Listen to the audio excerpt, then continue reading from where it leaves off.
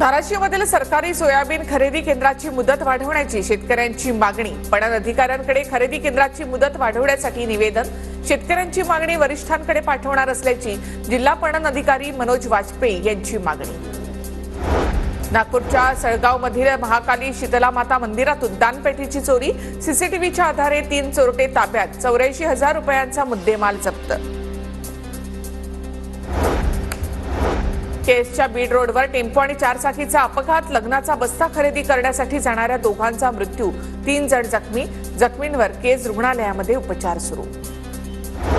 श्री तुळजाभवानी मंदिर विकास आराखड्याबाबत मुंबईमध्ये प्राथमिक बैठक। राज्याच्या मुख्य सचिव सुजाता सौनिक यांच्या समोर विकास आराखडा सादर, तर त्रुटी काढून आराखडा पुन्हा सादर करण्याच्या मुख्य सचिवांच्या सूचना।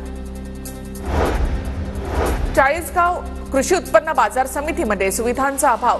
सर्वत्र घाणीचं आणि धुळीचं साम्राज्य। शेतकऱ्यांसह व्यापाऱ्यांची गैरसोय।